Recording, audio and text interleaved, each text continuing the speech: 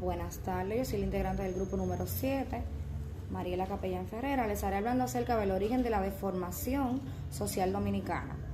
La deformación social dominicana del pueblo dominicano comenzó a nacer en el segundo viaje de Cristóbal Colón y en el primero, porque su primer viaje del descubrimiento Colón tocó la isla de Santo Domingo.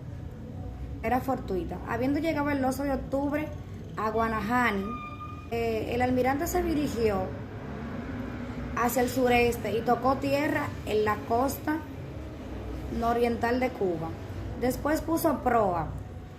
Franco, el 5 de diciembre, echaba la ancha en una bahía de la costa del norte de las Islas Españolas.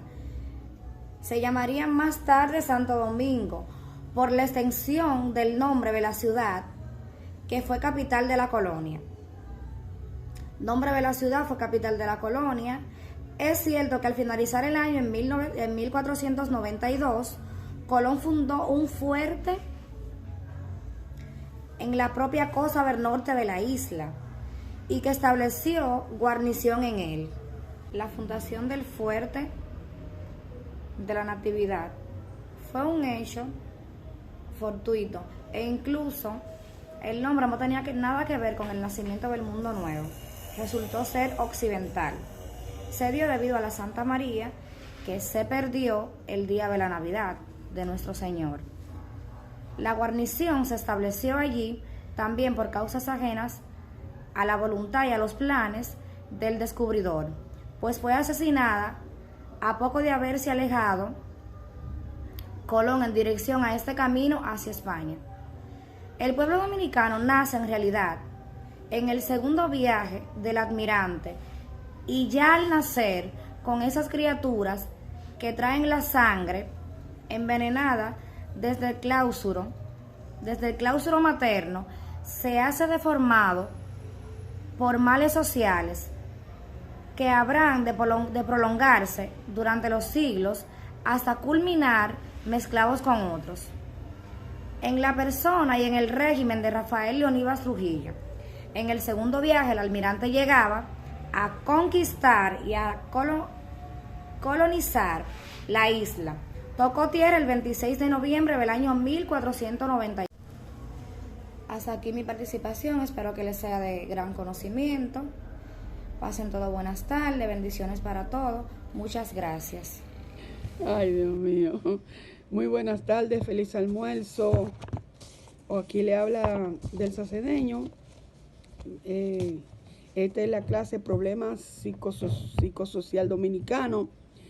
El tema de la sociedad y la psicología de Trujillo.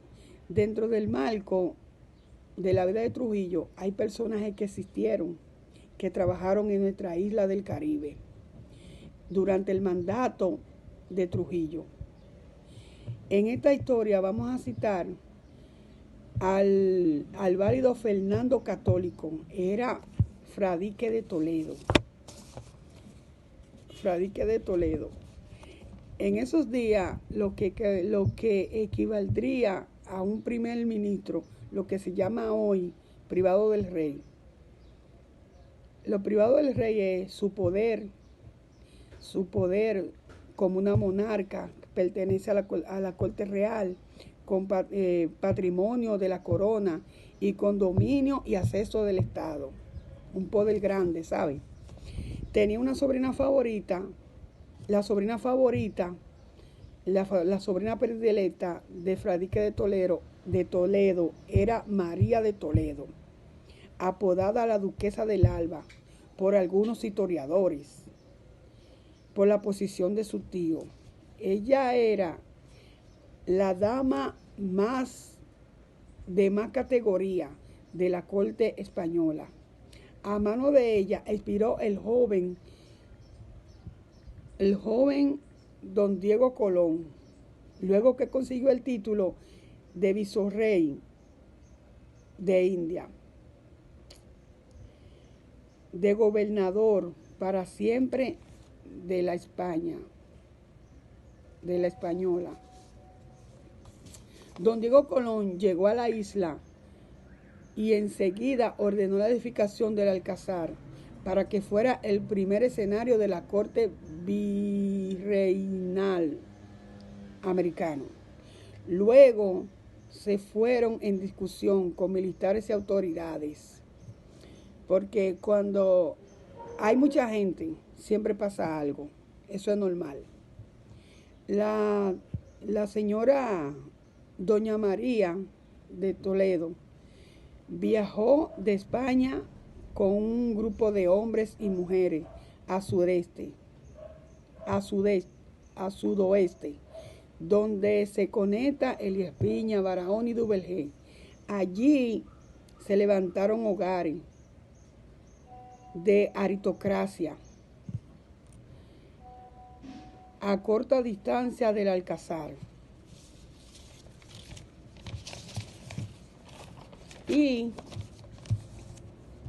la corte se hizo rápido, pero en mano, encabezado por un italiano del Renacimiento, no por Rudo Guerrero.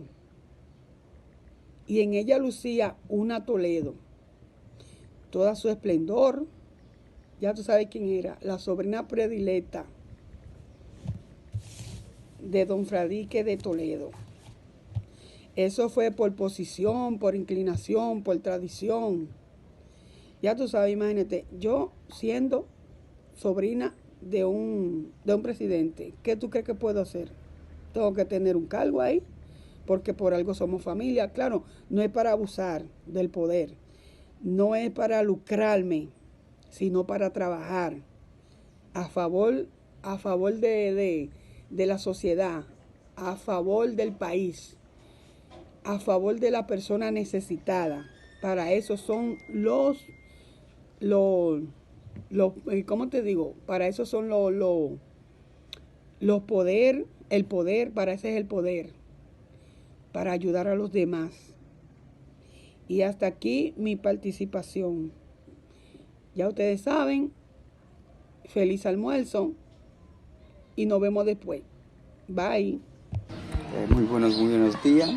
Mi nombre es Edwin Abreu y me toca hablar un poquito acerca de Rafael Leonidas Trujillo, división entre gente de primera y gente de segunda. Rafael Leonidas Trujillo era jefe del ejército dominicano en la época llamada Guardia Nacional, cuando solicitó ser miembro del Club Unión de la capital, la cual se le echó bola negra, afrenta imperdonable en nombre de su organización psicológica. ¿Qué significa en Santo Domingo echar bola negra? Significa negarle a una persona el derecho de frecuentar dicho salón, porque no pertenece al grupo social de primera. El hecho el acto de recibir tales bolas negras equivale a declarar públicamente que quien ha recibido tales bolas negras no puede figurar en público con la persona de primera. O sea, Rafael Leonidas Trujillo no podía figurar en público con estas personas, aunque teniendo en su mano un poder muy grande, ya que era jefe del ejército. Aún así era repudiado, era un manchado apestado. Buenas noches, compañeras y compañeros. Mi nombre es Rosauri Delgado Robles y le voy a estar haciendo un breve resumen acerca de Leonidas Trujillo. Hubo una época específicamente cuando Rafael Leonidas Trujillo cumplía sus 37 años de edad, que a pesar de ser jefe del ejército no era una persona importante. E incluso cuenta la historia que hubo un lugar en La Vega donde le negaron la entrada, porque en ese tiempo en Santo Domingo las personas eran importantes o no eran importantes. Y él, por su falta de contextura psíquica, no estaba a la altura de entrar a ciertos lugares, ya que las personas estaban separadas. Ya que en Santo Domingo las personas las separaban. El que era importante, y el que no era, no lo era, no era nada media. Y la persona importante en ese tiempo le llamaban persona de primera.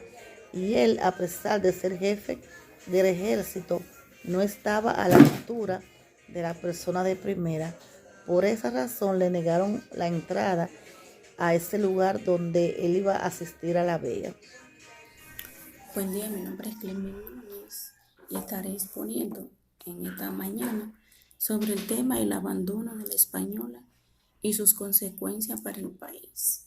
Sabemos que nuestra isla la española en el 1492 fue cuando vino Cristóbal Colón a la isla de la Española y desde ese momento empezó lo que era el caos, cuando empezó con la matanza de los taínos y luego se experimentó lo que era el saqueo del oro de nuestro país para llevarlo a España y desde ahí comenzó la decadencia de nuestro país, a sabiendas de que ya nosotros no teníamos identidad, no teníamos lo que era un orden, porque desde el momento que Colón llegó, todo fue saqueado, fue todo